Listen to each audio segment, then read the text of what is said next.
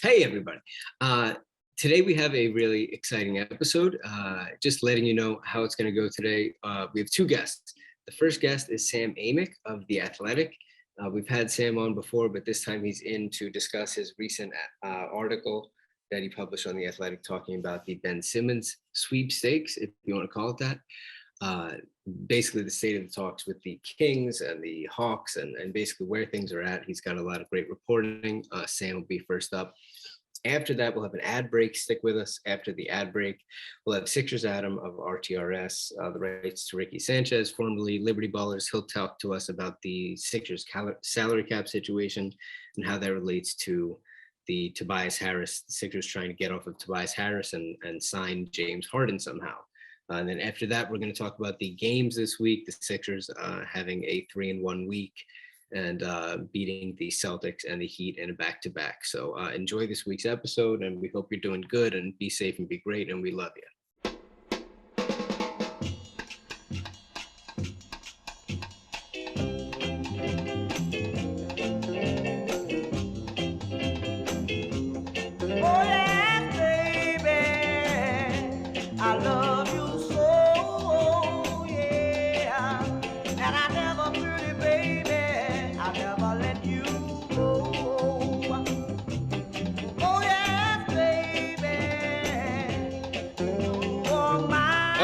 Hi, welcome to the Gastroenteritis Blues. My name is Steve Littman. I'm with Dan Volpone. Emily is on her honeymoon. Emily has actually vowed to never do a podcast with Sam Amick. Sam is here with us once again. We're honored to have Sam back with us again. Sam of The Athletic. Sam had a big piece this week about Ben Simmons and the state of the talks with Ben and with a number of teams, but chiefly the Sacramento Kings, who Sam covers quite a bit out there in Sacramento. Sam, how are you?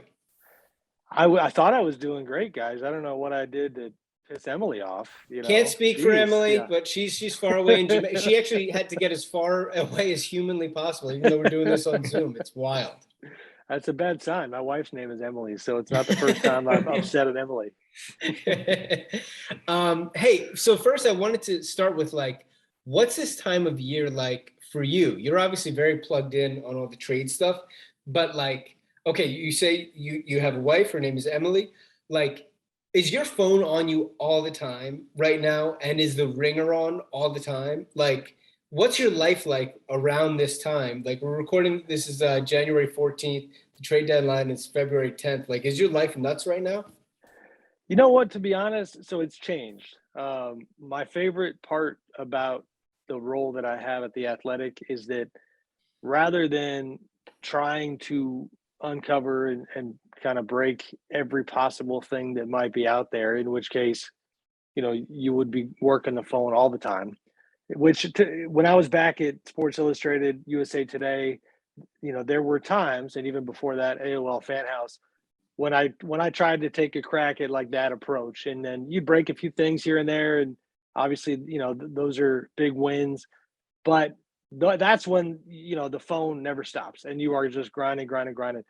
Now the focus is a little bit different. The Simmons situation is a definite priority for me, but it becomes something where rather than just you are always trying to uncover the latest development, but you're honing in on a few bigger storylines as opposed to everything. So a lot of it, I've used this analogy before, it's kind of like, going fishing. If you put one line in the water, you might catch something. If you put 3 or 4 in the water, then your odds go up, and in that analogy, of course, the fishing poles are basically the phone calls and the text. So, you make the rounds and you check in with people. And I personally, you also try to strike the balance between, you don't ever want to be much for the people within the league, and bugging people too much. So you try to balance it. But then as you get closer to the deadline, for sure, it just keeps getting louder and louder and you're chasing stuff more. Yeah. So it feels to me like the 2 or 3 weeks before the draft and the 2 or 3 weeks before the trade deadline are extremely ripe for information and misinformation in the media from agents and from teams everywhere. And as consumers and as sort of pseudo media personalities, whatever the hell we are, it's hard to parse exactly what to believe. And of course, we have vaunted and well-vetted reporters and journalists like you or Shams or Woj or like the top people.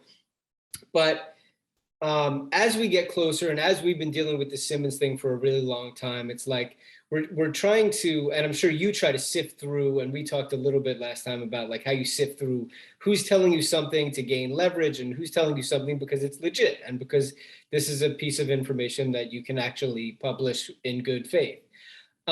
As you understand it right now, where on January 14th do things stand just sort of broadly in the Ben Simmons talks in the trade landscape today? So I don't know that it's any more advanced than what I wrote at the beginning of the week. Mm-hmm. And I also listen, the 5 teams that I focused on, admittedly, again, this is part of the athletic operation, is Shams had written about, Indiana, Portland, Minnesota, Sacramento, Atlanta being kind of the perceived suitors.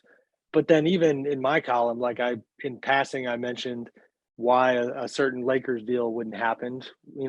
So the premise, of course, is yeah, of course the Lakers have interest in Ben Simmons and a lot of other teams. So still a lot of teams involved.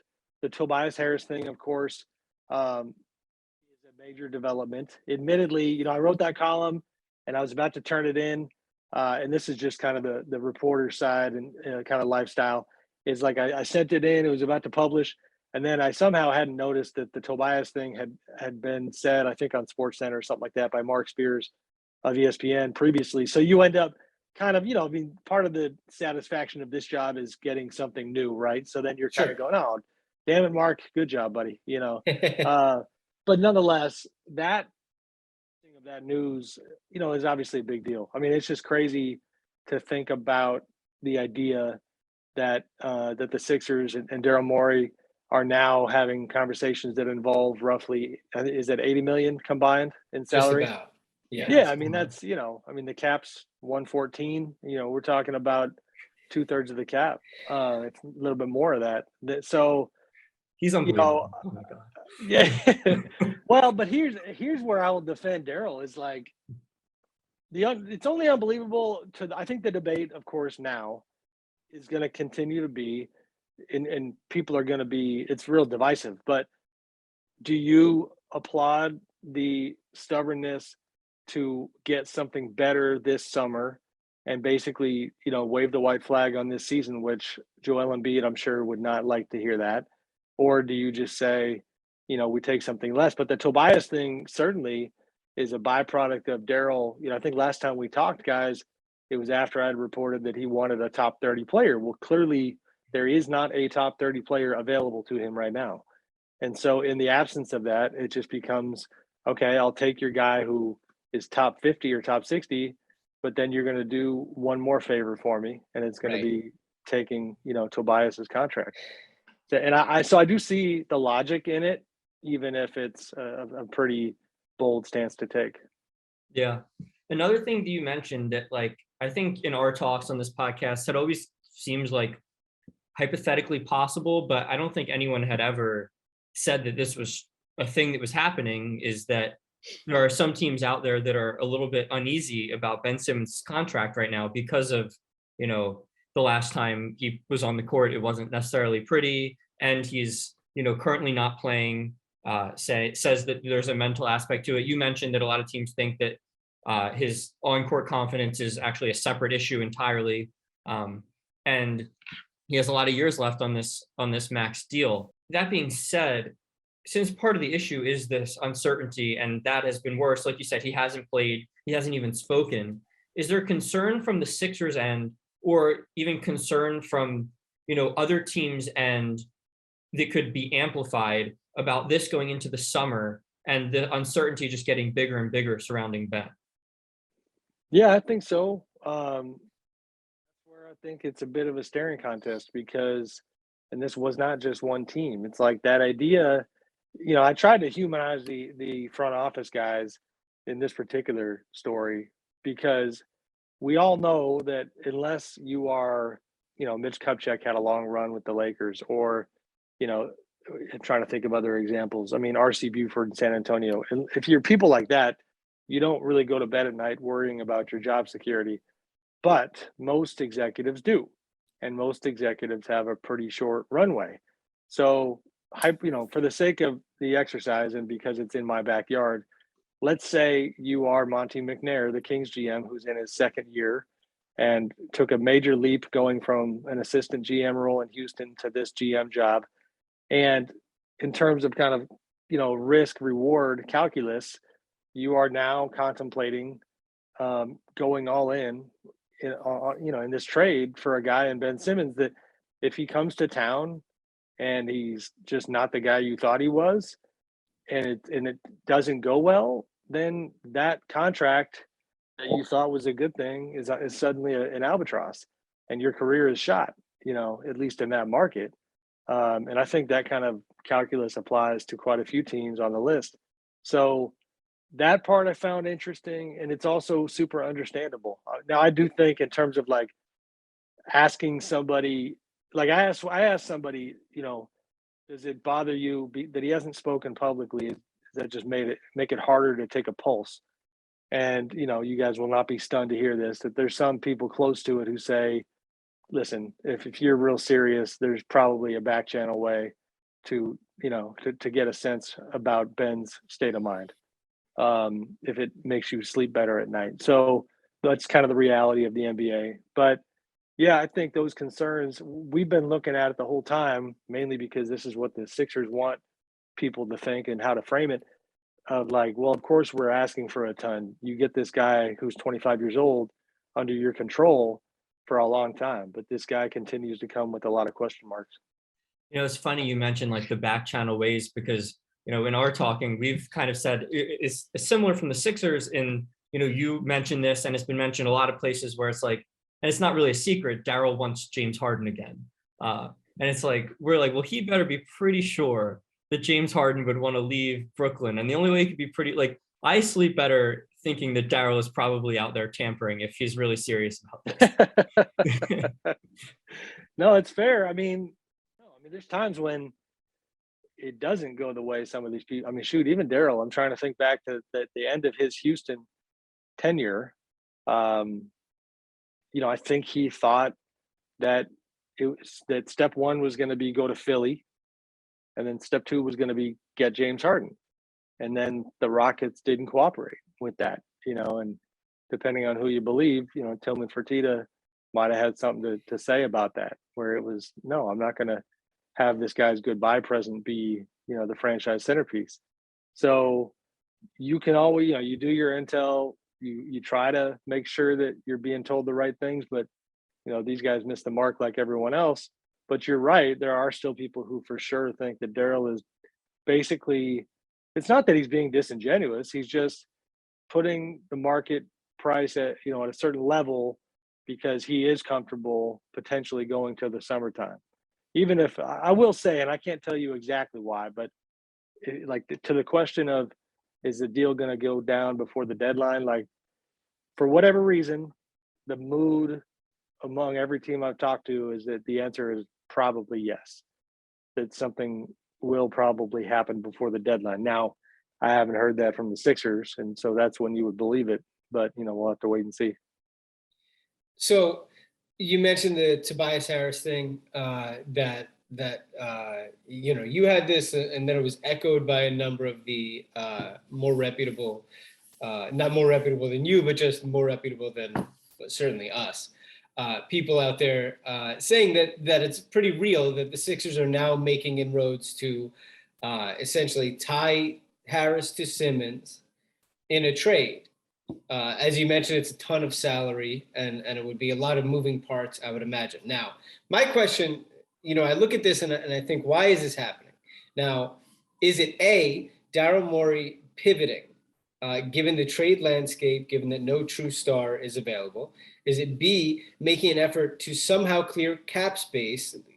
Like what Dan said, the Sixers cap situation is not a particularly good one, long term. And if he wants to make a run at James Harden, it's like sign and trade, and Brooklyn probably doesn't want to participate in that. Or you somehow get off of Tobias, and this is like one of the somehows, is tie him to a positive asset like Simmons. And there's your stipulation. It's high. You want Simmons, which is sort of like its own conversation. Well, you have to pay the Tobias toll. C, simply an effort to get off a bad deal by adding him to a plus contract like Simmons, or C or D, like some mixture of all of these. Like Sure. Do you have a read on that? Like, would you think it's sort of an all of the above? Admittedly, you're more abreast. You've spent more time breaking down the Sixers cap than I have, but the way you just broke that down makes sense from the standpoint of, like, as it relates to Harden. I had been under the impression that, let's say the Harden thing did transpire in the summer, that it would be a classic case of James would just have to find one other landing spot where he says, I'm willing to go here, Brooklyn, and I'm leaving the Nets, unless you cooperate, and you don't want to lose me for nothing. So now do the sign and trade with Philly. That's the textbook way of doing it. But actually having a cleaner cap sheet would open up even more possibilities. I also think some of these deals, it's not just in a vacuum getting off of Tobias. It is, if we're going to get John Collins, then we don't need Tobias. And so there's kind of some duplication of talents that I think is coming into play. And as an aside, I will say, I don't know how you guys feel about it. Tobias, I kind of forgot how much money he makes. And it's We will insane. never forget. Yeah. I mean, it's $40 million. My goodness. But damn, he's a good player, so he's not $40 million good player, but even in this neighborhood, I went to a Kings game the other night, and there were a few reporters. We were sitting around eating and talking about, like, I don't know, like Ben and Tobias in Sacramento, if you gave them Fox and Buddy and Barnes, which is a pretty decent haul for the Sixers, like, that's better. The Kings are a better team than they were, before. And this is a market that is just so starved and desperate for, if Ben and Tobias could get them into the playoffs, then they'd be throwing a parade for them. So I do kind of wonder, and I know that my buddy Mark Stein wrote this today, and I looked at it right before we hopped on, is the idea that, like, maybe the Kings would do it. And my pulse at this point has been that they seem to, in my intel is that they're fairly, like, that's a lot. I didn't anticipate them doing it, but who the hell knows? Well, again, we got to wait and see.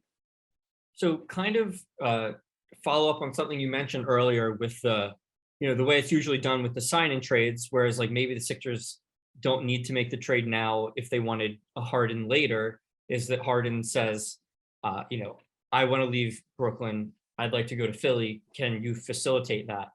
Do you think there's any thinking within the Sixers? Because, like you mentioned, depending on who you believe, Daryl might feel like he just got burned, right? Like, his plan was he's going to Philly, he's getting James Harden, and he just dealt with a team who had James Harden, who said, sorry, Daryl, not sending him there. And if Harden leaves the Nets, they still have Kyrie Irving and Kevin Durant. Like, they're still contending now. And do you think there's any concern that, we even saw when Harden wanted out of Houston, his list wasn't all that short. Like, for a star asking out, he was okay reportedly with quite a few teams. Right. Do you think there's any possibility, and maybe the Sixers trying to move Tobias and free up a max contract spot somehow could be related to a concern where it's like, Brooklyn says, sorry, James, we're not sending you to Philly because that really hurts us. We don't want to pair you with Joel. Pick a team out west or pick a worse team in the East, and we'd be happy to facilitate that. Yeah, no, it's fair, because you are really talking about Philly and the Nets are, they're chasing the same crown, obviously, but certainly the Eastern Conference crown first. So competitive nature is going to come into it. You're right about James. I mean, I remember, as far as what he was amenable to, Portland was on the list, Boston. There really were a lot of options. And to me, the macro of it, that I do find so kind of psychologically interesting, is that, James, it's just Daryl. I don't know what a good analogy is, but it's like, he goes to Philly, and unfortunately, it's just messy in the beginning because he doesn't land the Harden trade, and there's this mess that he's been staring at for months now. Kind of stubbornly taking his time to clean up because he wants to clean it up his way. And I'm not even criticizing him in that regard, but like, you guys know this stuff. You talk to the Ben Simmons side, and they're just like, listen, like it would have been fine. Just get your guy, get Harden, send us to Houston. Ben was looking for houses, and you've heard that story countless times now. But it's like, it is what it is. Like, there's some people who feel like, all right, like this is why the Sixers gave Daryl all this money, and it was supposed to be to come and to to get the Harden deal done. And that just hasn't happened yet. Moving on. Since Ben and Clutch introduced the angle that Ben's mental health was in some part prohibiting his ability to play for the Sixers, the media, national media, the local media, I think everybody has been pretty careful about how they discuss this, about how much they pried into this was really inhibiting his ability to play.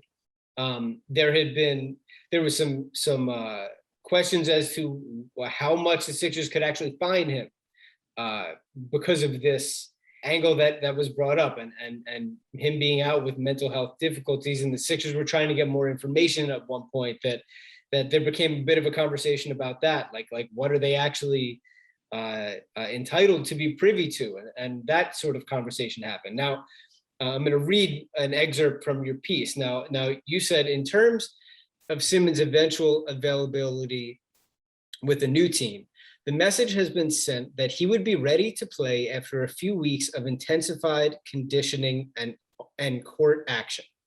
So for that to be true, it would at least suggest that the mental health issue isn't a tremendous hurdle in another city. Is that your current understanding? I feel now like I'm that guy on the witness stand who just says, Yes. No, but I for sure feel very confident about the way I phrased it, which is to say that that's the message that has been conveyed to teams that are interested. But I don't mind at all having a broader discussion about, and we may have talked about it last time we visited, like, I don't have as much problem with that sentiment as a lot of people do from this standpoint. I've argued with other people that the idea that he goes to a new team and then he's ready to play in pretty short order, in my opinion, does not 100% negate the possibility that a lot of his mental health stuff in Philly, that there was some substance to it. I'm a sucker for context. I'm a sucker for nuance. Right. And the point is this, like I've told colleagues, and I think it's one guy who comes to mind, Joe Varden at The Athletic, we were having this discussion. And I was like, listen, buddy, like if I'm at The Athletic and everybody in my workspace every day, and I'm exaggerating for the sake of making the point, but if everybody was like, man, Amick, you really suck. Like, sure, you're a bum at this job, and I don't know why we even have you. Well, I'm going to be a little shook potentially and have a hard time because, folks aren't really lifting up my spirit. I'm not saying that's what the Sixers did. But you get it. Then then they trade me to a different outfit, and all those people are like, man, we're so happy to have you. You're the best. Da da da. And it's like, oh, look at that. I'm feeling better. And, change of scenery. So that's somewhat philosophically how I look at it. But listen, we also got to check the other box and just be real and say, yeah, like it's, that when the teams pursuing him do not appear any longer to be concerned about that being an obstacle, then, we can all be grown-ups and kind of say that it's, it hasn't been the 100% obstacle that it's been purported to be. It's a very difficult thing to talk about because you don't want to be callous and you don't want to be unsympathetic because like Ben's miserable in Philadelphia. No shit. Absolutely. Like, of course he is. Like, he had a terrible series. He's made it no secret that he wants to be out of there. I don't blame him one bit. I would want to be out of there too. Like, I totally get it. It's that it has become a conversation of somewhat about mental illness and mental disability. And I don't know that those are the same thing. And you're using that phrasing because that was the phrasing that was being used. Right. That's the phrasing in the CBA. That's the phrasing that Woj cited in his report when they initially stopped finding Simmons for like 2 days. And that was the rationale, and the term used is mental disability. So I think that is where you're saying there's some, obviously that's a very ambiguous term in and of itself. Totally. So that's, it's an impossible subject to really talk about, especially in sports. And I have no doubt that he's miserable in Philly and he'll feel mounds of relief when he gets to another city. And I want that for him. I guess I just don't know if that and mental illness and disability are the same thing. No, it's a fair question. And I would also say this much.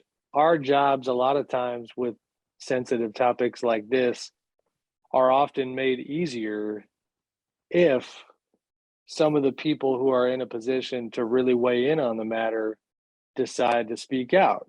These are thoughts that have crossed my mind, like CJ McCollum, president of the Players Union. What if CJ came out and I have not, to be clear, I have not talked to CJ about this. I have no idea where he stands. But if somebody of that stature, because he has that title, took exception to the way the mental health component had been handled here, people would sit up in their chair and listen. Or, even DeMar DeRozan, Kevin Love, these guys who have been prominent on the mental health side. I have attempted to connect with some of them on this topic. People don't want to touch it. They just don't. No. And so it's not just the media folks having a hard time navigating these waters. Yeah. Well, and you certainly don't want to assume, it's almost reckless to assume, and it's a remarkably ugly thing, especially with the financial component, that to assume the other thing, it's very gross to assume that he and Clutch would do that, and sort of use this as an avenue out of fines. So, the only thing to do really is to do the safer thing and to hope for the best and to hope that it was done with no ill intent, and just honestly hope for an end to it. Yeah, no, I agree. I tend to think, I guess, independent of that too, that I mentioned the thing earlier about him looking for houses in Houston, and it just feels to me like at least a big part of this, I'm speculating, but it just feels like, he's obviously made up his mind, like, hey, you kind of showed your hand with who you see me as, what part I play in the program, and I'm not going to help you pick up the pieces just because, you didn't finish and pick up the pot, you know what I mean? And then he's not coming off of that stance. And, maybe down the road when this thing gets resolved, there is a little more transparency when it comes to this component. I think it might be important at some point to circle back and ask that question. I don't really think there's like a shelf life on that, to be honest with you. Like, he could be playing with a new team and I could see somebody in that community saying, hey, can we hit the rewind button real quick? And now, okay, now all the heat is off. You want to help me explain, how you handled this particular thing? Because it really shouldn't be taken lightly. I just don't have those answers right now. Yeah. Right. So moving off of this topic, obviously still on the general topic, which is not the more specific topic we've been on. You mentioned recently, and this was a change from the summer, that Tyrese Halliburton and De'Aaron Fox are now both on the table in a Ben Simmons deal. So I guess I kind of have a two-part question.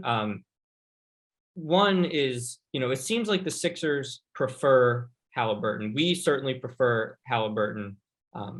Thing I want to ask you is, one, is there any chance that, is there any interest from the Kings' end in giving up both of those players? I'm sure the Sixers have at least asked for that, just knowing where Daryl usually starts. And two, we alluded to the Mark Stein piece of it, where now maybe the Kings would be willing to take on Tobias Harris. So, you mentioned a deal that works is De'Aaron Fox, Harrison Barnes, and Buddy Hield being sent to Philly for Tobias Harris and Ben Simmons.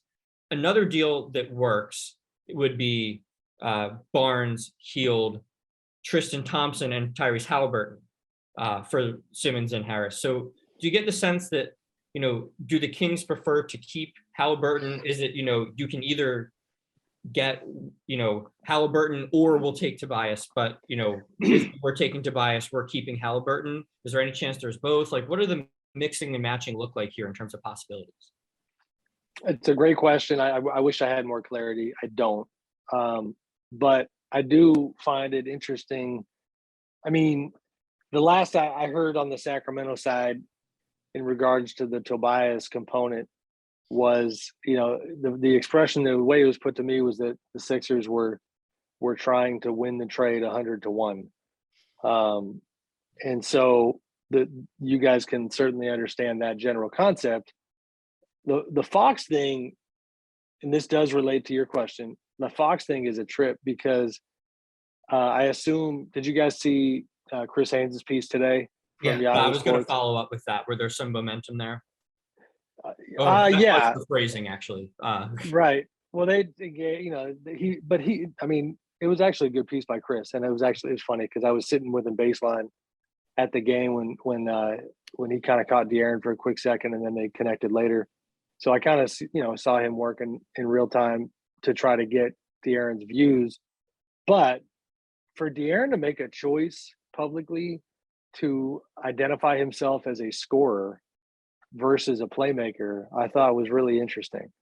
Because for one, there had been rumblings for a while in Sacramento that he was struggling to be himself with Halliburton because they had the ball in Tyrese's hands so much. So his opinion kind of ran counter to what, you thought that he was upset about not being the lead guard as much as he was before. And I don't know how to interpret that, because part of me felt like, is that his way of saying, hey, go trade for Ben and Tobias, but leave me here, don't make me part of it. And, and I'll be fine with Ben, having the ball in his hands. That's one way you could look at it. I don't know if there's a way, you could, because in Philly, to me, you have, the idea that Tyrese Maxey's emergence, I really do think gets in the way of Fox being all that valuable to the Sixers. So fit, I think, becomes a question there. So I don't have the answer about where De'Aaron's head was at, but I thought it was interesting because it's weird. Some Kings fans today somehow thought that his commentary made it sound as if he was more than fine being traded. And I didn't read it that way at all. I actually thought that he was kind of like it was a little bit of a plea.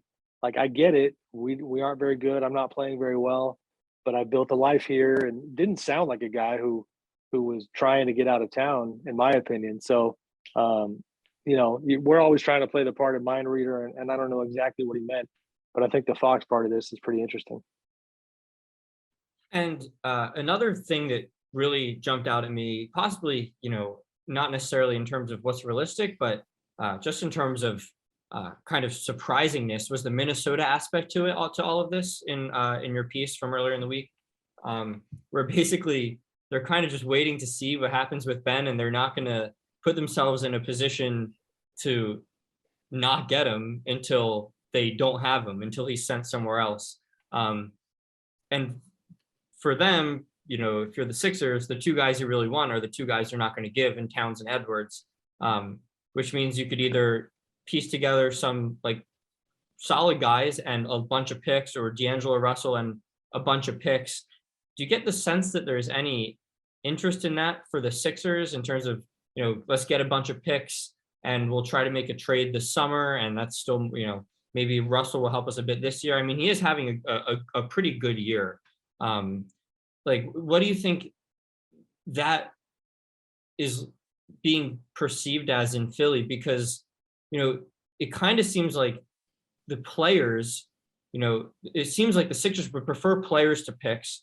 The players they prefer are not in Minnesota, but Minnesota is still just kind of not taking any eggs out of this basket. Yeah, no, I think the Minnesota thing is relatively real. And, and again, they clearly think that as well, considering, and I don't know all the specifics here, but obviously other teams have tried to engage with some of their players, and they have essentially said, they're kind of stuck in time until the Simmons thing gets resolved. And so that's a telling, you see that from time to time, and it's revealing about what a team's priorities are.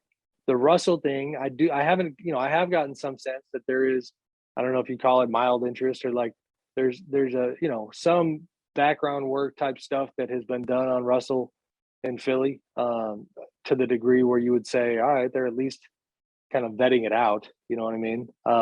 So I think that part checks out. And then of course, just because I'm a sucker for like the front office human dynamics, it's funny how you have a lot of connective tissue between the GMs of these teams and Daryl Morey. You've got Sachin Gupta, who now is the head of the Timberwolves front office, who worked with Daryl in Houston, was hired by Daryl, and is fighting to keep that job. And if you're Sachin Gupta, Ben Simmons is kind of your white whale. Like, you're probably going to get a long-term contract if you bring Ben Simmons to town, and Alex Rodriguez and that new ownership group are going to, trust you to lead the way. So a lot is on the line for him. But yeah, I do think they're in it for sure.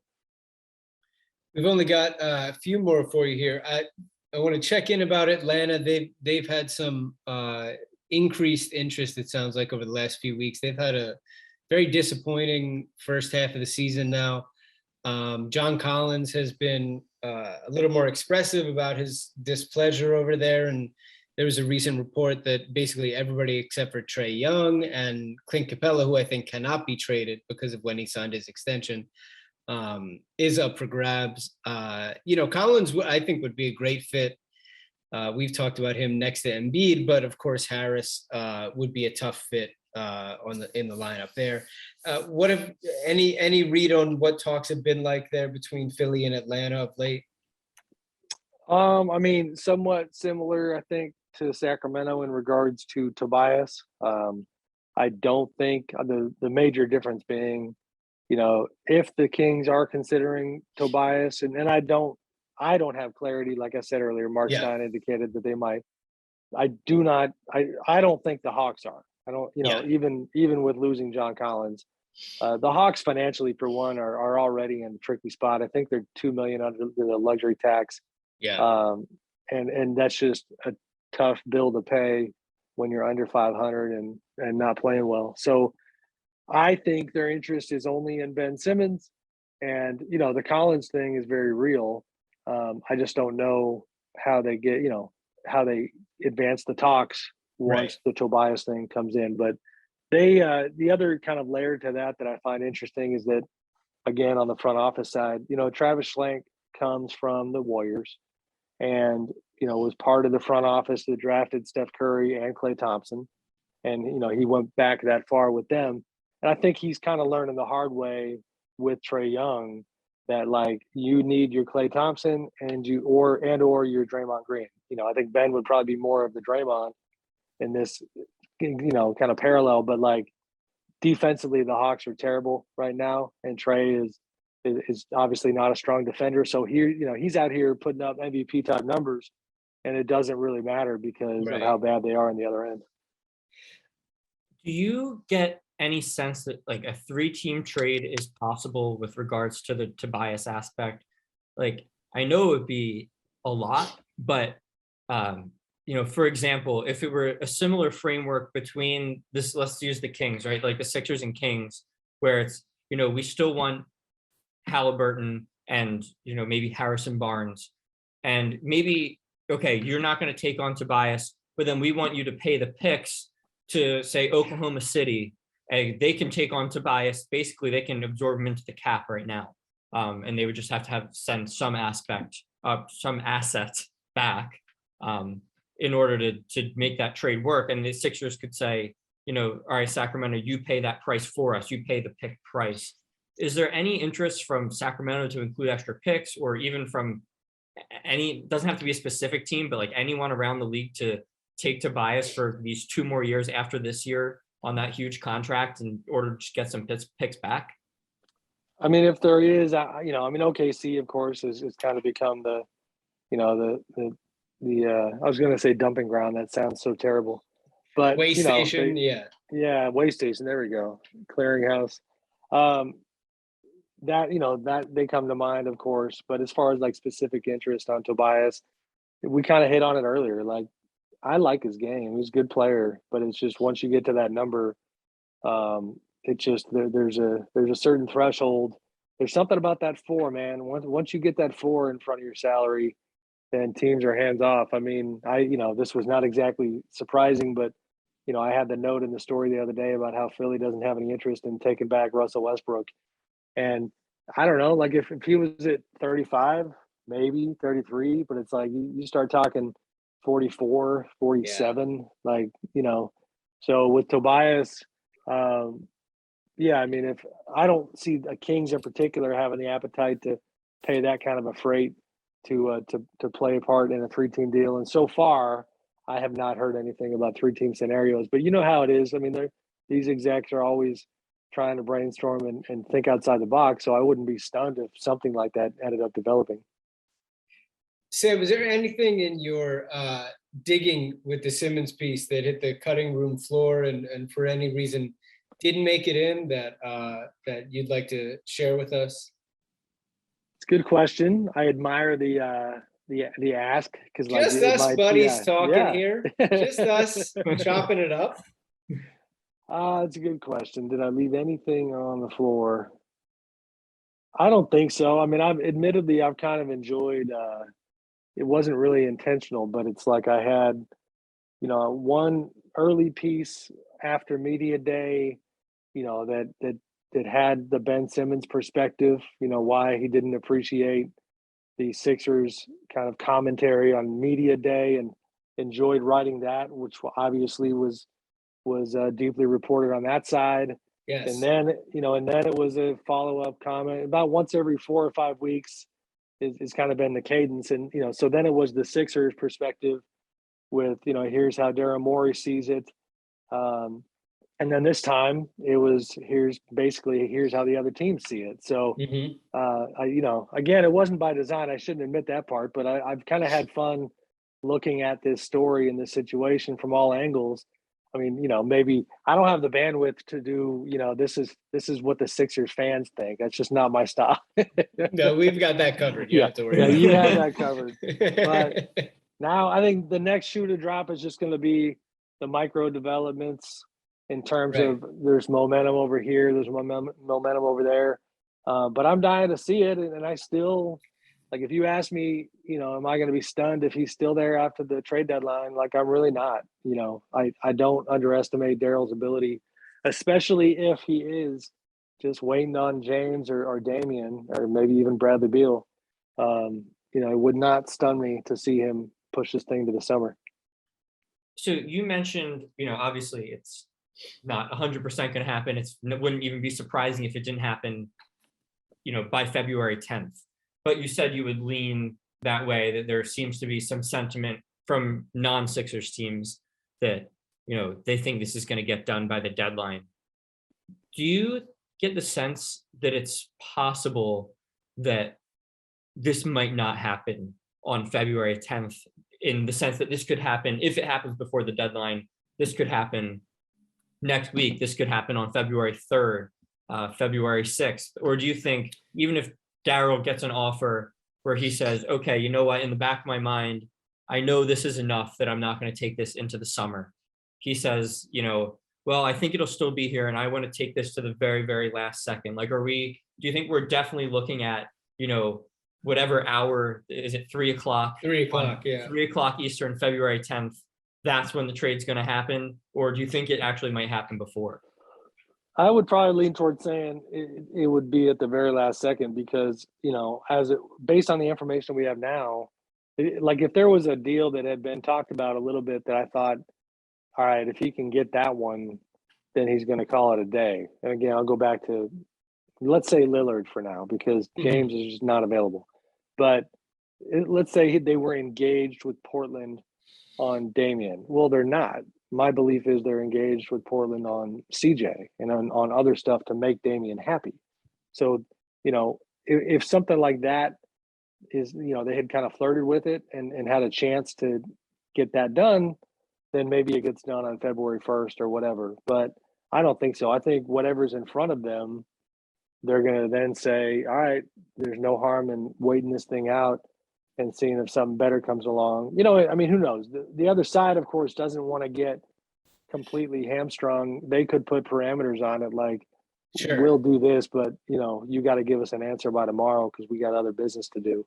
And that does happen sometimes. But I think they'll probably try to push it because they're not happy with what's out there. They're just not, But man, I always try to also tie it back into the on-court results. And I kind of love the fact that the Sixers have been on a roll lately because it does apply pressure, it's one thing if they were 15 games under 500, you just kind of sit here and go, it is what it is for this year. It'd be very much like Portland, like they're going to basically shut Damian down and just wait for 22-23 season to come along. And so, yeah, we'll see what happens. Yeah. Well, listen, Sam, cannot thank you enough for taking the time with us. We always have a great time. And the fact that you took this time during your busiest season, really can't thank you enough for doing this. You got it, guys. Appreciate you having me. Talk to you next time. Great Thanks so seeing much, you. Sam. We'll send Emily your best. And listen, you send your Emily our best. And Thank you. I will. Have a good one, man. See y'all. Bye-bye. Take care.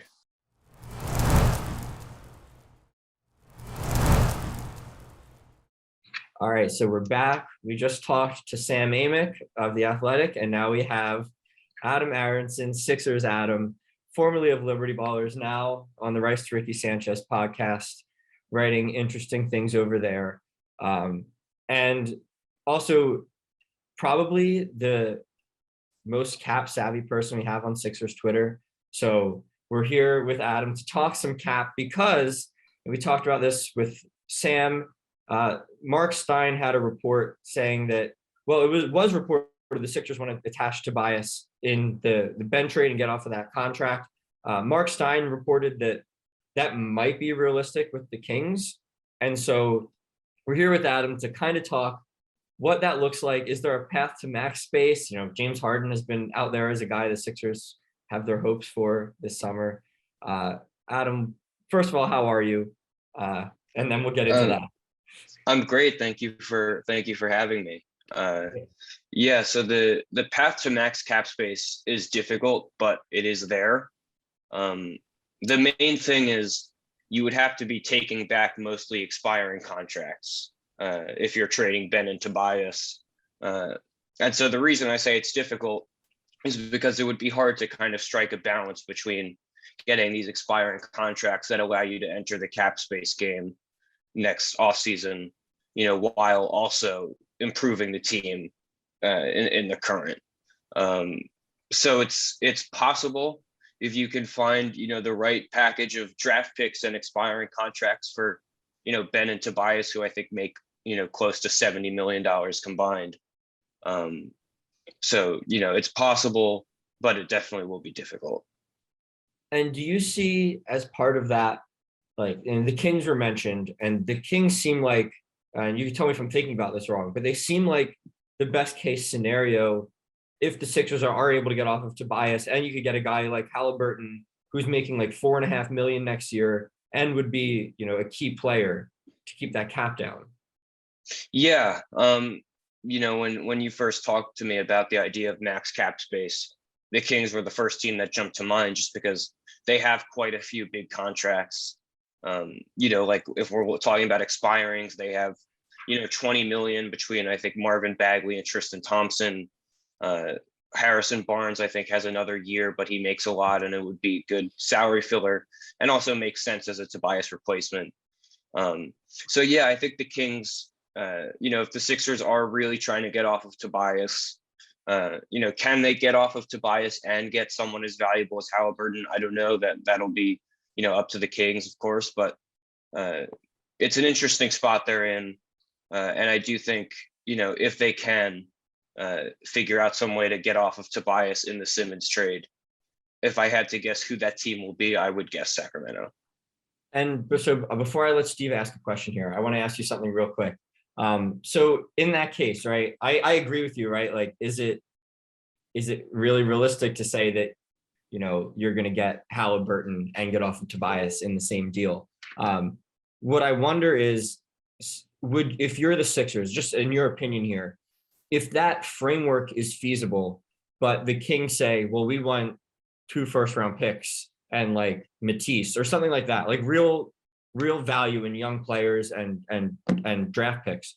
Is that something you do if it means a path to getting Halliburton and potential max salary cap spot?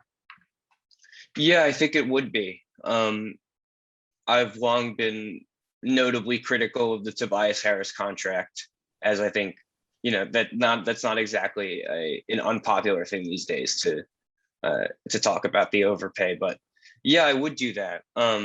Obviously parting with, you know, I think we would all agree at this point that Tyrese Maxey is probably untouchable unless we're talking about like Damian Lillard or something, you know, in that tier. So yeah, it's a difficult spot for sure, but you know, and as much as I do like Matisse Thybulle and as much as I value obviously first round picks, if you can enter a world where you have a young player as promising as Halliburton and you have the chance to add more talent, whether that's with max cap space or just an improved financial situation, I think it's something that you probably have to do. Dan, you good? You want to let me Yeah, know?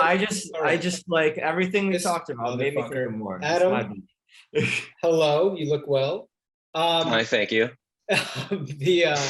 So the other one of the other options here is that the Sixers take Ben, they send him to a team like Sacramento, Atlanta, get useful players that can help you now grow with Joel and Maxey, things like that. And then you also, in this trade, you send Tobias to a third team like OKC or another team like that, who's just sort of a way station, who has cap space, who will take Tobias into their room for the price of first round picks as well.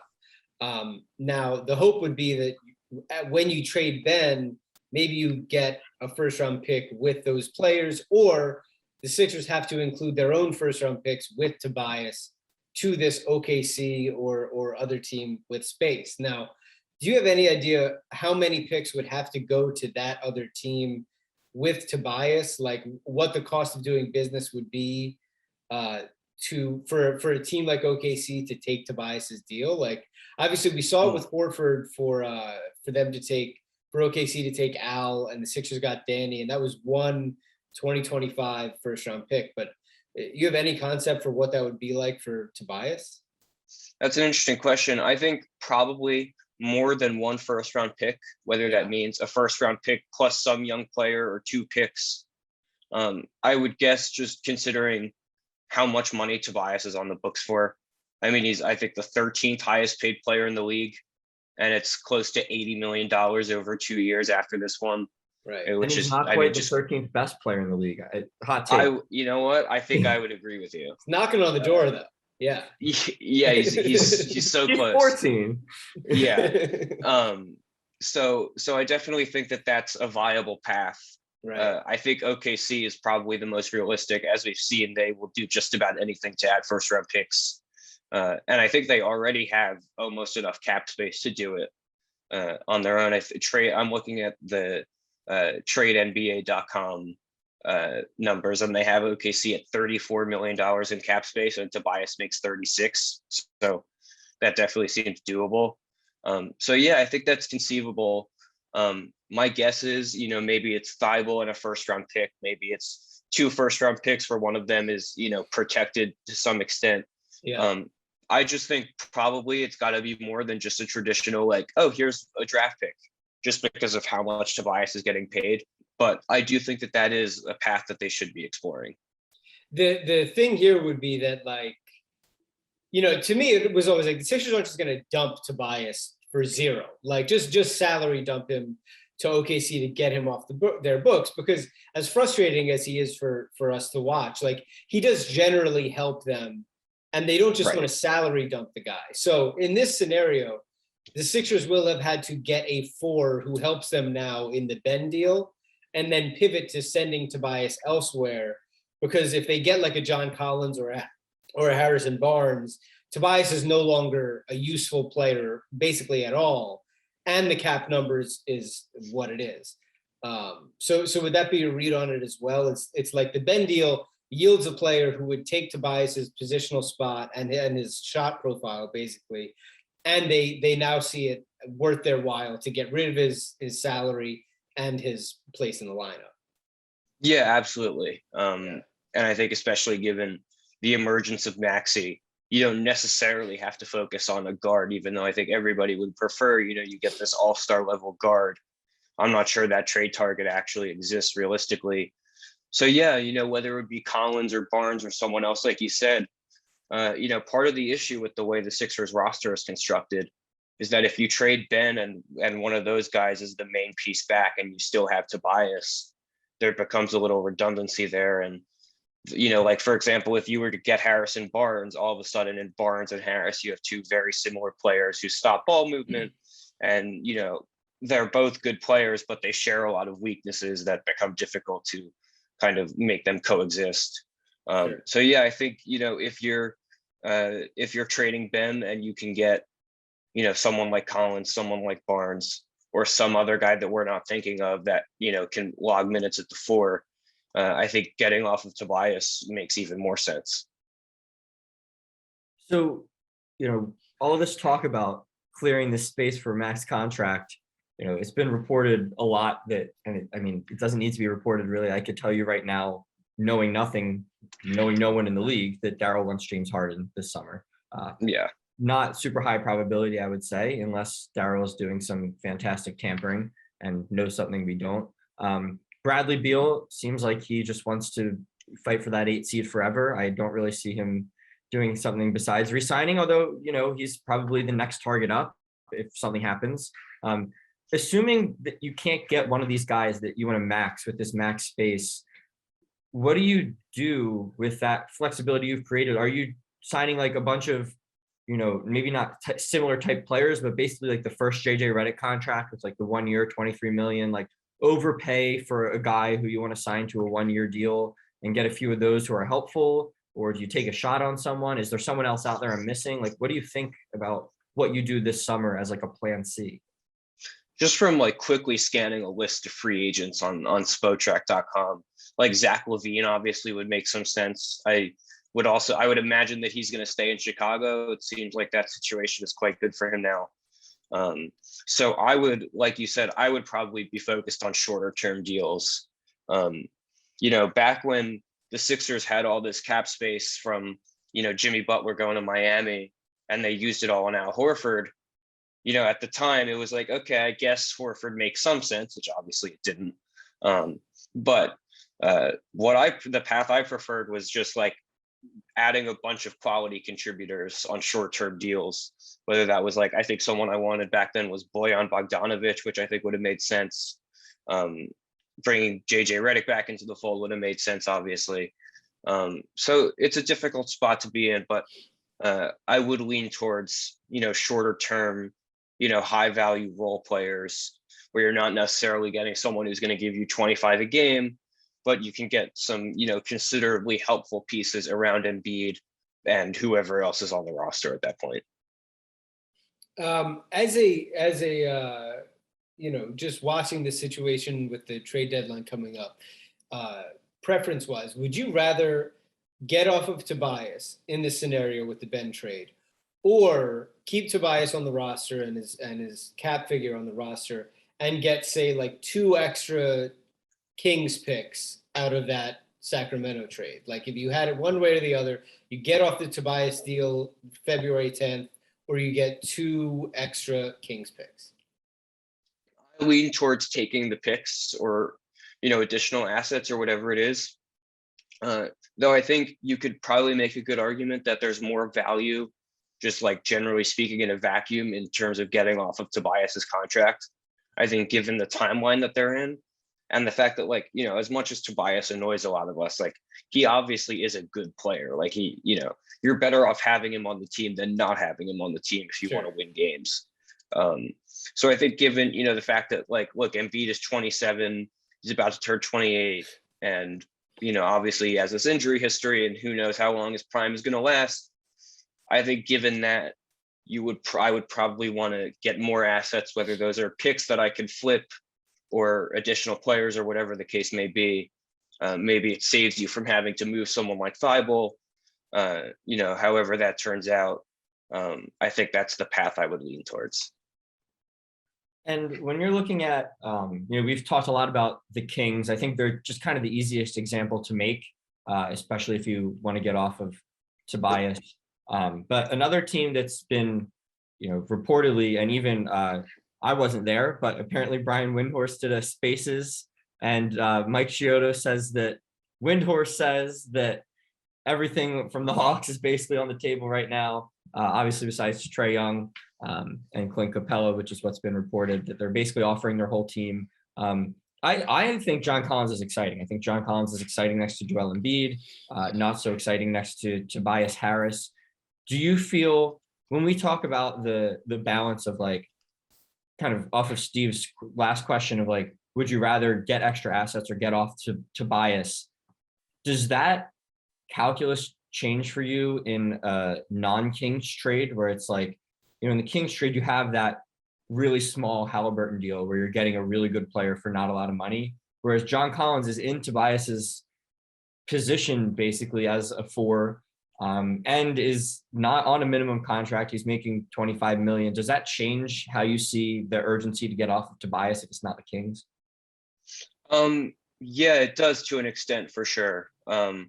Just the idea of like, okay, if you're locking yourself into Embiid, Collins, Harris long term, that is a very expensive front court where there are a lot of overlapping skills, where, I don't like to use the word redundant when it's like good qualities, but it is a bit redundant in terms of just like the skills that these guys have.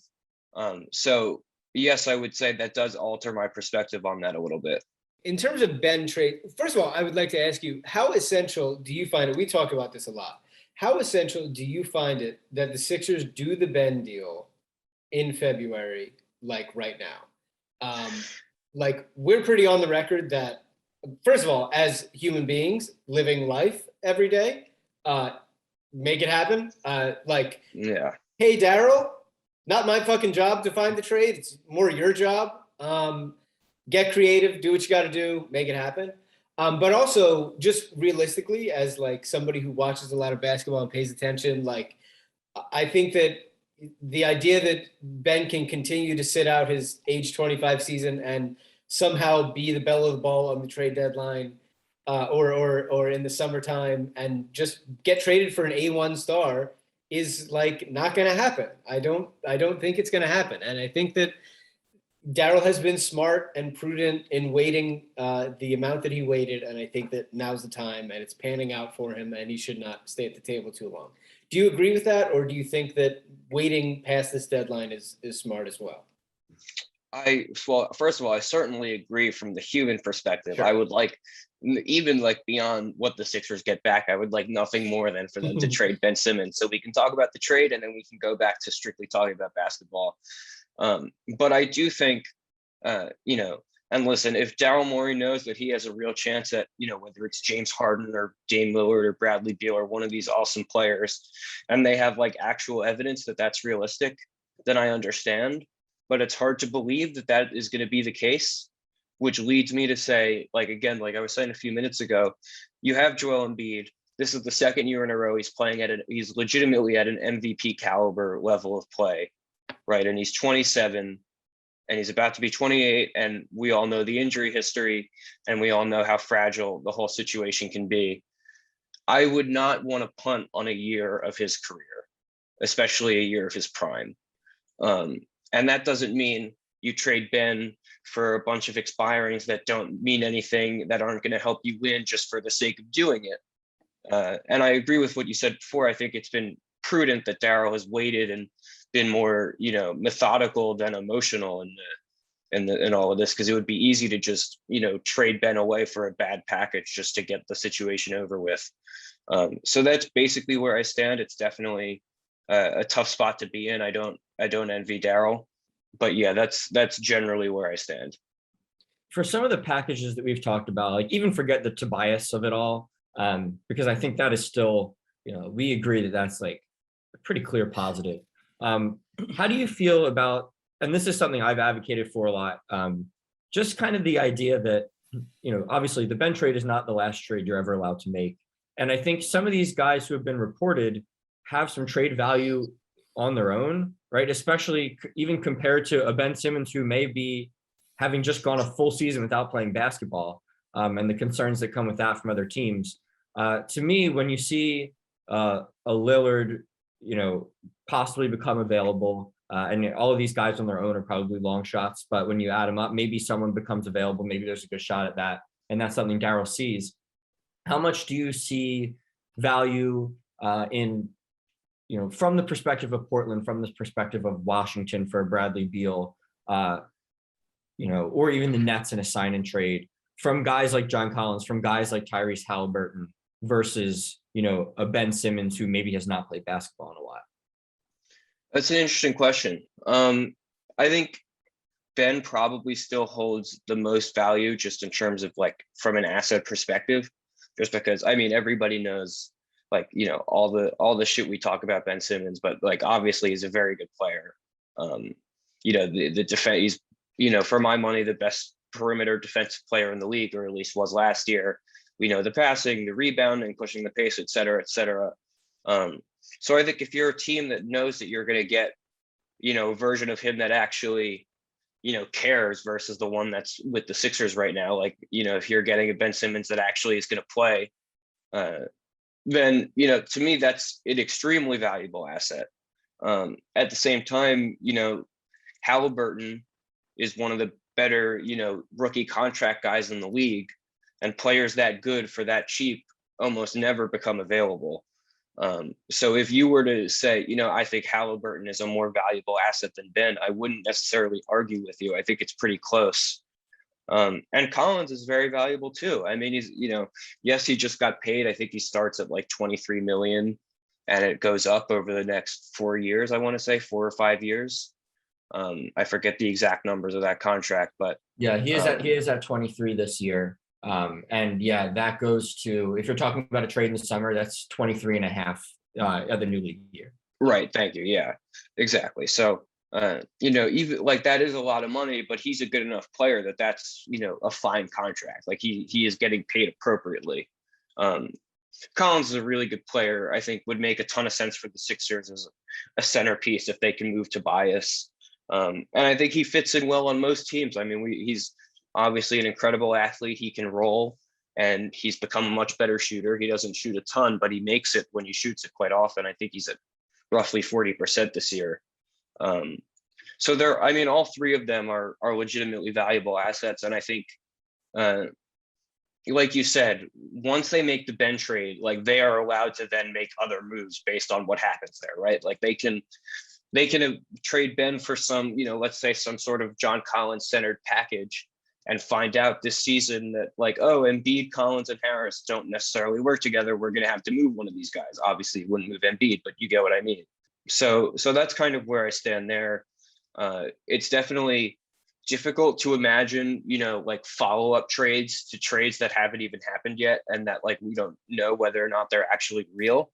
But like you said, they can make more moves after this. They can further tweak. They can trade Ben and get a lot of picks back and then use those picks later on to flip for win now talent. There are a lot of different ways they can go with this. And what I will say is that, given the creativity that might be required for something like this, I think people should be happy that Daryl Morey is in charge. I know he gets a lot of shit these days because everybody wants Ben gone. But at the same time, I would want someone like that in charge of a situation that is as complicated as this one. We can cut this if you want. Sources have told us that midway through last year, Adam texted this to us. That's the source. The source is Adam. Dan, I was obscuring this, that you were doing some tinkering about trading Ben for a bushel of picks. Now, of course, there were reports that the Sixers would only trade Ben in a picks package for like a Harden-esque picks package. Now, the Athletic reported that the Minnesota is like putting everything on hold until the Ben trade happens because they're lusting after him so much, and that literally everything but Ant Edwards and Cat is available for him. Like how interested in that would you be? Because it is theoretical and it is sort of risky to take this pack. Now they're a historically bad franchise, and betting on Minnesota picks is fairly safe because even though you'd be giving them a good player and you'd be taking back lesser players, whether that's like Russell or like Beasley and Beverly and whomever. They're not as good as Ben, even though they would make the Sixers better presently. If you take all of their picks, like where does that package stack up for you in terms of the Sixers like optionality versus like the other ones that would make the Sixers better today? Personally, for me, like I prefer the ones that give you like a sort of centerpiece guy who Joel can sort of see and conceptualize today, and also you can trade that guy if you need to, should one of those other, stars come available. Like, where are you at on that? How do you feel? Yeah, it's a good question. I thought about it a lot. I'm generally pretty intrigued by the idea just because it gives you so much optionality. Like if if you're getting, let's say 4 picks from Minnesota or something crazy, right. Like there's so much value there. And that allows you to, be at the front lines of any big trade that, might open up. So that's kind of where I stand there. It's a really interesting spot they'd be in because like you said, it would require like, theoretical fits that they have come up with beforehand. And whether that means turning it into a 3 or 4 team deal, like the Harden trade ended up being where, Houston flipped one of those Houston flipped picks and Cleveland flipped their Milwaukee pick and got Jared Allen and all the craziness that happened there. It definitely intrigues me just because, again, like the optionality is quite nice there. At the same time, I do sort of lean towards what you were just saying. Like the best case scenario here is that you actually add someone where Embiid and the rest of the team can say, okay, here's a guy that's going to help us try to win a championship. Right. Instead of just like, well, we have these picks that hopefully we can trade for someone. And that might end up working, but is a calculated risk. And, sometimes calculated risks are good, but you don't want to be in a position where you end up with your hands tied and you're drafting all these rookies who may or may not be able to help, but it doesn't exactly fit your timeline. I mean, yeah, I think we all saw Romeo Langford last night. The Celtics didn't necessarily play their cards well when they had all the picks either. So right, yeah. So I kind of want to get your sense of, and if you want, I can toss you a hypothetical trade in this scenario, or if you came up with one just to kind of get a feel for. But could you give listeners like a sense of, we talked about how it is hard to open up that max spot even after getting off Tobias. Most likely means cutting Danny Green and a bunch of other guys who have options. Could you give us like a fuller sense of really what that entails? Like just how many guys you have to part ways with, or even, try to throw into maybe a 3-team deal now, because you can't if you trade for an expiring after the deadline, when the new league year comes, they're not really expiring, right? You can't trade for an expired. They're not giving you cap space this summer. Right. So it means possibly, unless for anyone you can't cut if they can't get you there, maybe that's a Furkan or a Niang getting off of a guy who helps you right now. Like some of the options that we have that maybe would not be super, appealing to everyone because it is a sacrifice. Could you give a little sense of what that means? Yeah. So, I mean, the easiest way to just, say, okay, this is how we're going to get to max cap space or near max cap space is to trade Ben and Tobias for a package of expiring contracts and draft picks. The thing is, nobody has $70 million worth of expiring contracts. Like, I think that I was just looking before we got on, and the highest expiring contract in the league is Gary Harris, who makes $20 million. Like it's not, you're going to have to take money back in the future if you're trading these guys, unless you pull off some insane 6-team insane deal. I know I just used the word insane twice, but I feel like it's worth it. And like get all these players who may or may not actually help you in the current tense. So I think it's going to be very difficult to pull something like that off. They can move someone like Korkmaz or Niang. Though I think at their numbers, Korkmaz makes 5 million next year and Niang makes, I think, 3.4 or 3.5. You know, if you're getting off of those guys, that may help you a little bit. If like you're fully committed to the cap space game and you're saying, okay, we're going to trade Ben and Tobias, we're going to try to get as much of that money in expirings as we can. And also we can move these role players. I think you could probably wait on moving someone like Korkmaz or Niang, just because 5 million, 3.5 million is just not that much in the grand scheme of things. At least, you know, when we're talking the NBA salary cap. So I think, you know, Korkmaz is definitely going to be movable. There are teams that will pay, you know, 2 years and $10 million for his services. And Niang, I mean, we've seen up close, Niang is like a very solid backup four that I think most teams would be willing to take on. So I don't think if you're doing that, you have to necessarily do that this season. I think that may be something that more you say, okay, after this season, you know, in between this one and next, that's something you can evaluate if you're trying to open up space. And how much do you think, I mean, there's obviously some value in expirings, but some of the teams that have them might not be in a position where they're going to sign a star this summer anyway, and will probably, like Oklahoma City, for example, is carrying a lot of cap space right now. They're below the threshold. Like there are other teams that are maybe not so worried about having an expiring. Do you think that, you know, maybe that's where a 3-team deal comes in, where, you know, some of these teams who want Ben, who want to be good now, maybe are not eager to give up expirings, and they might want to sign someone this summer, but maybe, you know, a third team is more willing to part with those guys? Yeah, I definitely think, you know, whether it's OKC or some other team that we haven't identified that has space that can do this, I definitely think it would make life a lot easier for everyone involved. I mean, Oklahoma City has, you know, almost enough to just take on Tobias on his own without doing anything. That is obviously something that is unique to them that not many teams can say.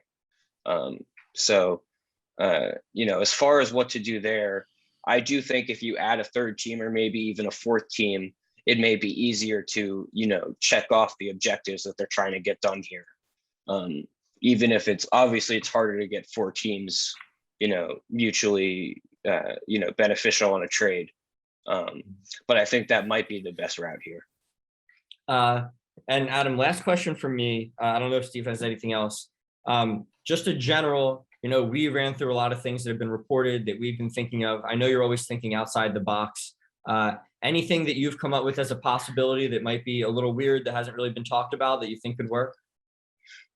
Yeah, the one that I've thought about the most that I think doesn't get brought up very often is Dallas as a suitor for Ben. They have an interesting collection of, you know, mid-level salaries, guys that would help the Sixers.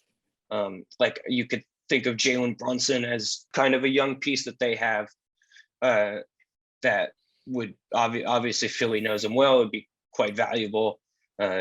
Especially when Luka was out earlier this year, he really showed that he can kind of take on a lead guard role at times. So, you know, whether he's the centerpiece of it or him and draft picks or whatever, and like someone like Tim Hardaway Jr. fills a bunch of salary and would certainly help the Sixers. You know, Maxi Kleba makes sense. Reggie Bullock makes sense. Like they have, I feel like I've been saying this about the Mavericks for years, but like every player on the Mavericks would be like a perfect 6th man on the Sixers, it feels like. And for years and years, it was like, damn, I wish the Sixers would just make a trade with Dallas. And then they finally did with Seth, and obviously that's worked out.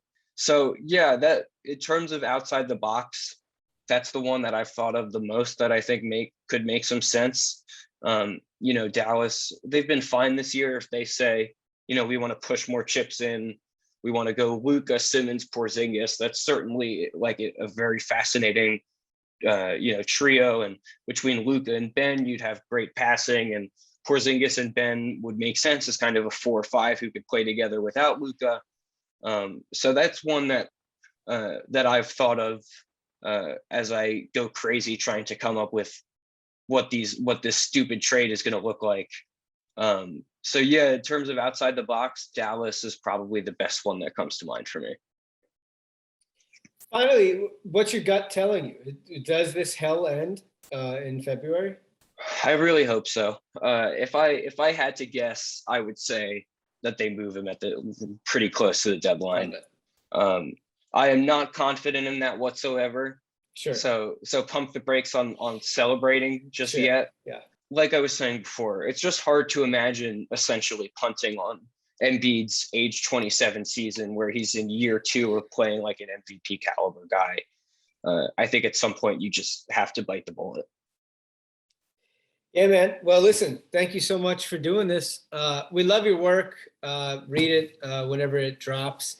And is there anything else that we can promote for you? Obviously, we can read everything at the Rights to Ricky Sanchez. Your podcast, you want to promote that? What can we do here? Yeah, just my writing, rightstoRickySanchez.com, on Twitter, Sixers Adam. Easy to remember. I'm bad at coming up with names for things. Yeah, that's really all I have to promote these days. All right, cool. Give AU a hug for us, and Will do. Great to see you, buddy. And again, thank you for coming on. Yes, thank you guys. All right. Thanks, Adam. See you, buddy. Yeah. See ya. So the Sixers, this week, they went out there, they played basketball, they beat Houston, and then they lost to Charlotte. This was their first loss after a long winning streak. And then they beat Boston, and then they beat Miami in a back-to-back. I don't know if there's much to talk about in the Houston win. Did you have anything to say about the loss to Charlotte? Like this, it seemed like that was sort of bound to happen. Like, you know, Charlotte was trying really hard. The Sixers, except for Joel, I think played really poorly. Like, you know, I didn't have a problem with it. Like, it seemed like they were sort of due for a loss, and I didn't really have much of an issue. That was like the first decent team they played in a really long time, and it was the end of their winning streak. Did you have anything really, like, did that game bother you when they lost to Charlotte? No, not even. I mean, yeah, they've won 9 out of their last 10. Yeah. No, it was 7 in a row. They dropped that one, and then 2 just enormous wins back to back these last couple of days. No, I'm not even thinking about that game. Like, whatever. Yeah. But even at the time, obviously now we're recording this Saturday night. No, Sixers but no, just even won that, this back even back. that. Even at the time, didn't bother you. No. Yeah. Then you go to the game. Thank you to Emily, who, as we discussed earlier with Sam, Emily is away in Jamaica. The Sixers went ahead and took care of business against Boston at home and had this wire-to-wire victory that you saw in person. You had Emily's tickets and watched the game in person. What was the atmosphere like in person as the Sixers beat the Celtics? And we know that you love nothing more than watching the Sixers beat the Celtics. What was it like? Yeah, it was awesome. I can't, I wasn't, it's hard to keep track of runs when you're not like watching on the broadcast and you're in person, but I know it was at least like 25-2 that they went on, in most of the first quarter when Boston just couldn't score. It was awesome. I was on, I'm a bit of a booer. I did not boo even when they started a bit slow. They were down 10-4. I was holding it, my boo trigger is not that quick. Tobias did get some boos in the intro, but they played the music loud enough that they were pretty drowned out. And then I was really on boo watch when he, like, first possession of the game on the break, just threw the ball away. Like one of the worst turnovers I've seen in a while for the Sixers. But he really ended up having a good game. He didn't shoot the ball all that well, but I thought that like he played well, and the shot will go. I mean, the shot was great tonight. I just like how he played against Boston. I was like totally fine with it, and I was kind of encouraged by what he did, even though the shot wasn't falling. So there was, there were no boos warranted and there were no boos there. It was just a great vibe. Like the Celtics, I think, the Sixers won by 12, but it was never, that was like the closest it got. At one point it was like 13. And as soon as it got to 13, and that was with the Sixers benching, and then the Sixers went on, another big run, and it was right back to 20. The Celtics were never within single digits after the Sixers run in the first quarter. It was just, they just had it in the bag the whole way. Matisse was unbelievable. Like he had, whoever he was covering was in hell the whole game. It was just an all around awesome game. And the fact it's against Boston is even better.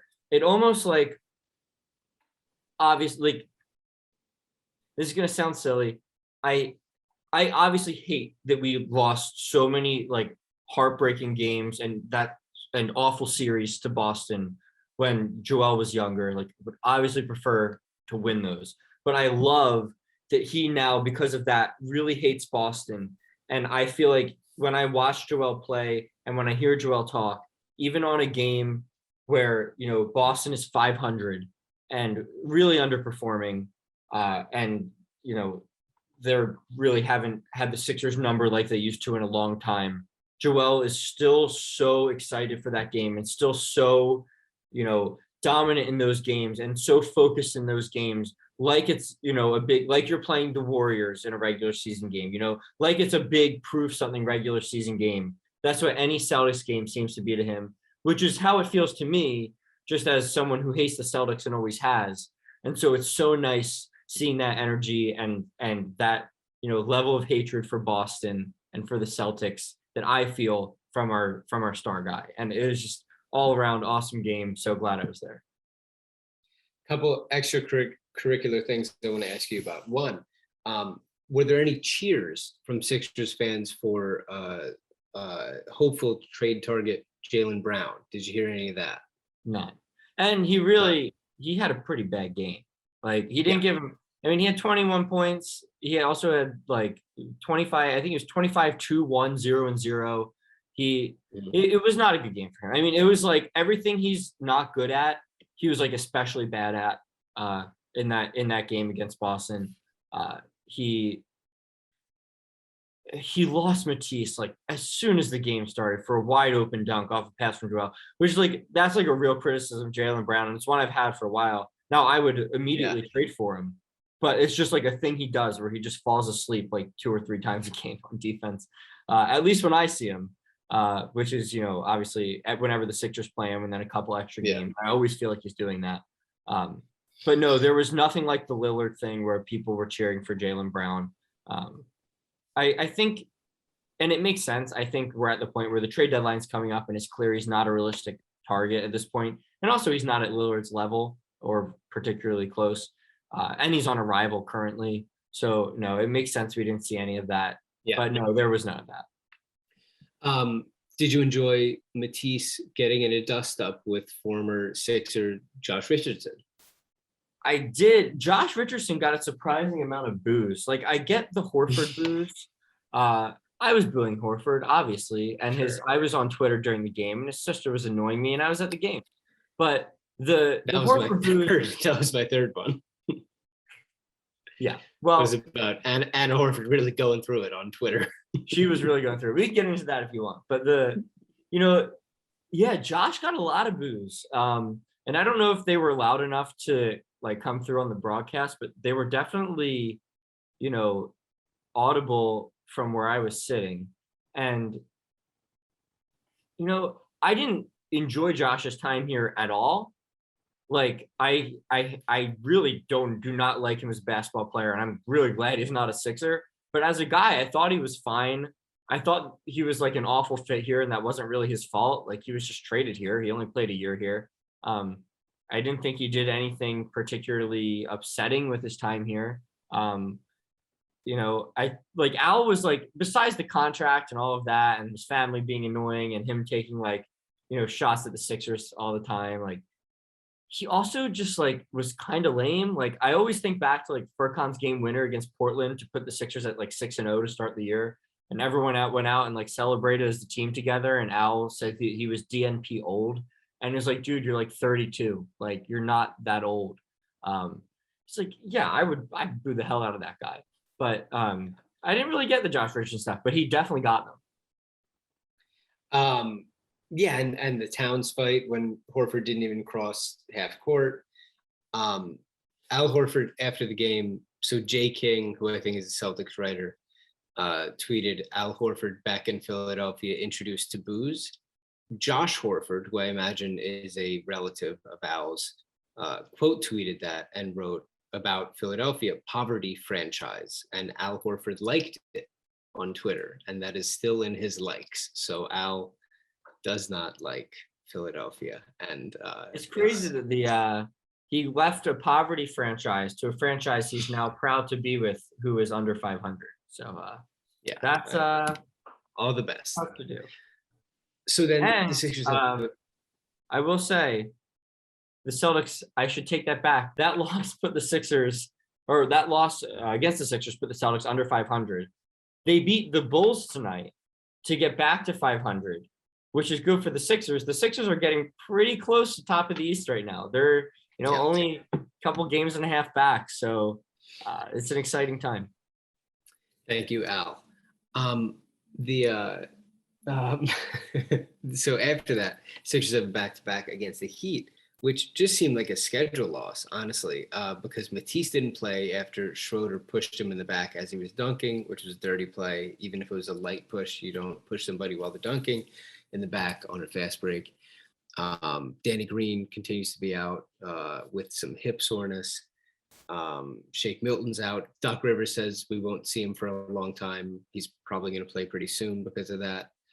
Now, this seemed like against a fully healthy Heat team, the Sixers were going to lose this one on the road, and they didn't. Joel shot the ball pretty poorly from the field in the first half, and then he just played incredibly well in the second half. Seth Curry had a good game. Tobias had a good game. Just incredibly impressive game from the Sixers to get this win. Joel was guarding Jimmy Butler down the stretch. Butler hit, I think, 1 field goal in this entire game. Kyle Lowry, I think, hit 2. One of the most impressive wins of the season for the Sixers, and Joel, I think, had 32 and 12. Joel is, I think, a top 3 MVP guy right now. I mean, like, they're storming back in the East right now, and it's like remarkable. So you got to feel great about where the team is at right now. And after the Celtics game, Joel had some quotes that we talked about off mic a little bit, where Joel said that essentially they asked him, like, with the trade deadline coming up, how do you feel? And Joel says, essentially, like, when they're healthy, like, we have what we need. Like, there's no sense of urgency. We can beat anybody. And, like, we have what we need in the room right now. Now, we have our own agenda here around these parts. And personally, I choose to view that as a slight toward Ben. It is, at least in some part, a slight towards Ben, right? Like, if you say, there's no way, right? Like, and I think to some degree, right, Joel is kind of carrying out, the message that Daryl wants him to carry out, and he's trusting Daryl. And right. That's part of it, saying, we don't have to do whatever.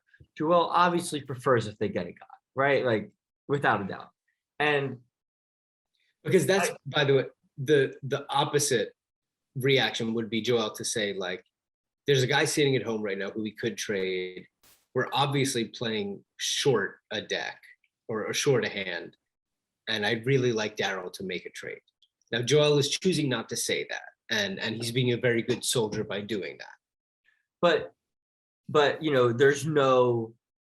there's a clear message, and you could say that that's Joel telling the other guys that we don't we don't need anything, we're good enough with just us. But that's also Joel telling the other guys, more so than he's telling us. He's not saying it for us. He might be saying it a bit for him, and he's definitely saying it for the other guys in the locker room. We also don't need 25. You know what I mean? They're saying we don't need that guy. Look how well we're playing. We don't need him.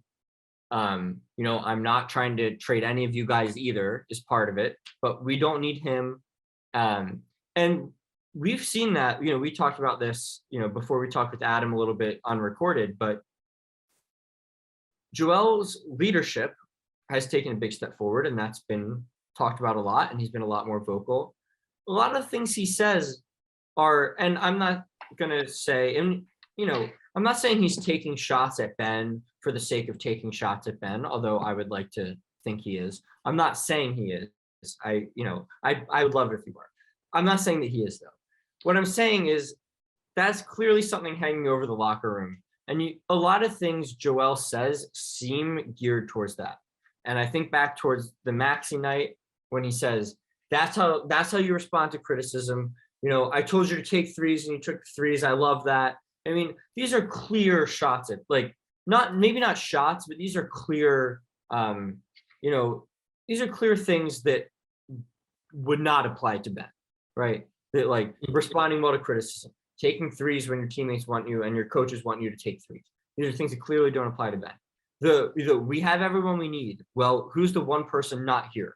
Is Ben, right? So the need is in relation to what you could have versus what you do have, right? And that's Ben. That is trade in some ways. I'm not denying that, but that's Ben, right? And I think that Joel is, was probably one of the players closer to Ben, and in terms of being the best players on the team between the two of them, how he were to handle this would have a big impact on the team. And I don't think it's an accident, and I don't think it's only personal that a lot of these things feel like slights at Ben. I think that it's something that he's doing for the team because they probably have taken the Ben situation a bit personal. And this is Joel being a leader in his own way. Yeah, I mean, these trade requests almost never happen by the second best player on the team. They're almost always the best guy. Like, they're almost never by the guy who's very clearly worse than the other guy. Well, and on a contender. On a contender. So this happened in training camp. You remember when Joel was like, it's disrespectful what Ben is doing to the guys in the locker room. So I'm going to focus on them, and we're going to go and try to win. So, like, from the beginning, Joel has refused to kiss Ben's ass in this. And you see guys like Danny Green, who's driving me fucking nuts, on his podcast, on his hands and knees, begging Ben, come back, Ben. I hope Darryl doesn't trade him. So maybe we can convince Ben to come back and play some basketball with us at some point. Because he's quite a good player, and he could give it the college try with us. And boy, his passes are nice and good. Like, Danny, can you fucking get a grip, pal? Like, what the fuck are you doing? Like, stop it. Get a hold of yourself. God doesn't want to play with you. Like, stop that. And like, I love that Joel is like, fucking beat it. Like, I believe that Joel would have played with him at the beginning of the year, despite the trade request, because Ben's good and Joel wants to win a ring. But like, at this point, first of all, Ben's not coming. It's not happening. But Joel is also not going to go on bended knee to be like, Ben, please play with me. Like, it's over. And Joel is like, he's not forcing Darryl to make a bad move, but he's also like, he's going forward with the guys. And this quote also is Joel saying, like, put 4 guys around me and I'm gonna win games because I'm that good. And he showed that tonight. Yeah, so it's great. The only other thing before we get to picks here is that we have some sad news in Sixers land, which is that a fruitful partnership for the Sixers has ended. Spike Eskin of the Rights Ricky Sanchez podcast confirmed here, a Sixers official has confirmed to RTRS that the team has formally terminated their relationship with Color Star due to a breach of contract. The deal was recently paused due to concerns from the team. Color Star has been informed and the team will not revisit. Color Star has been promoting initiatives that violated the terms of the contract with the Sixers. I have to imagine the line about hanging out with the team in the metaverse was up there. so yeah, this partnership which we touched on, and Defector had a very long piece about it, and the CEO didn't exactly exist. And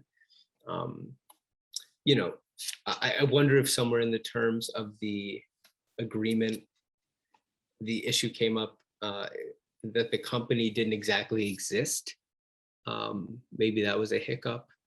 Dan, do you have any parting words here for Color Star, as unfortunately they won't be going forward with this company, which used to be a concrete company and now is, I guess I'm not exactly sure what they do, but they won't be going forward with the Sixers. What, anything? Yeah, no, I mean, I feel bad for Josh Harris. He's going to have to find a different shady way to funnel money around the world and avoid his taxes and do whatever other shady things I can't accuse him of because he'll sue me. So, you know, it's that's a tough one for him, but I'm sure he'll find something else really weird to pretend is. There's going to be some new company. I can't wait to see the new part. But, you know, he should have known because, you know, I had that old quote where he was like, you know, I, you know, manage this, like, you know, whatever you call it, like hedge fund or whatever it is, where you like don't work, but you make billions of dollars, like whatever the hell rich people Apollo do. Global Management. Yeah, whatever the hell that is.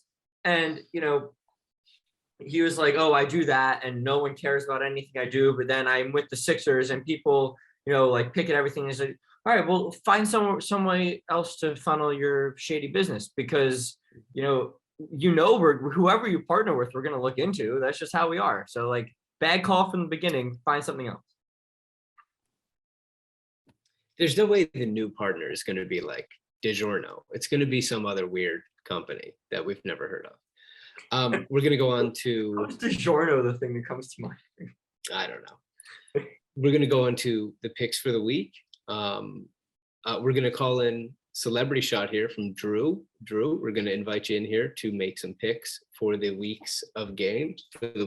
So going to invite intern producer Drew to come on in and predict the week of games with us. Emily is in Jamaica, but she sent via transistor radio her picks for the week's games. Now what we don't have, it's impossible to go back and hear what we did last week. So we don't know what we predicted last week, but next week we're going to update the standings. So we don't have any clue, but Emily predicted this week 4 wins, and the games this week are the Sixers play at Washington, home against Orlando and the LA Clippers. And then Sunday they play at San Antonio. So at Washington, home against Orlando and the Clippers, and then they play at San Antonio. Emily, true to form, 4 wins. She has no fear. Dan, I go to you. Can you say the games one more time? Absolutely, sweetheart. At Washington, win. Home against Orlando, win. Home against the Los Angeles Clippers, win. At San Antonio, we have to do a podcast after. Win. 4-0 from 4-0. Come on, we're never losing again. Come on. We feel great. Now I'll go. I'm sorry, folks. I have to go 4 wins.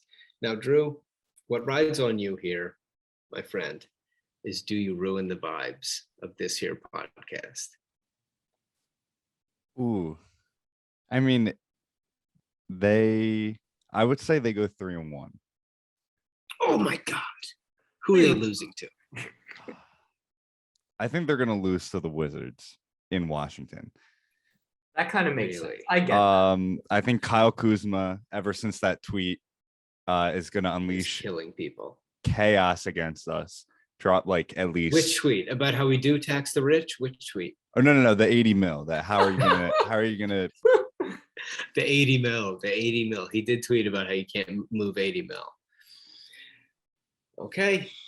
Yeah. All right. I don't see it. All right. So but then you say 3 in a row the rest of the week. Oh yeah. They're beating the Magic. They're beating the Clippers, who don't have anyone. They're beating the Spurs. I love it. Thank you for joining us on that, buddy. All right, folks, that's it. We love you. We did a great podcast. Thank you to Sam and thank you to Adam. And we miss you, Emily. We hope that you enjoyed your having a great time in Jamaica. We're starting a YouTube. Absolutely. We're starting a YouTube, Gastroenteritis Blues. Yeah, so it's the Gastro Blues, whatever you want to call it. Search it up on YouTube. For any pod video watchers, I feel like that's kind of a growing thing. So I have access to the full length video. So I figured why not put it on YouTube if anyone wants to watch it instead of listening, see Love it. everyone's beautiful faces. So that's a great thing. That's a great idea because I'm really happy with the outfit I have on.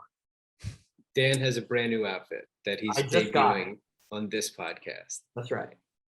And Sam Amick actually DM'd me after our podcast, and he said, that was a lot of fun. By the way, where did Dan get that button down? Because I need it in my size. And I totally believe that you said that because I am a big fan of it.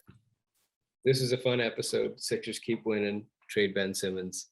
Be safe and be great. Follow Gastroenteritis Blues. Definitely follow the new YouTube. Yeah, that's it. Get home safe, Emily. We love you. We'll talk to you soon. See you, fellas.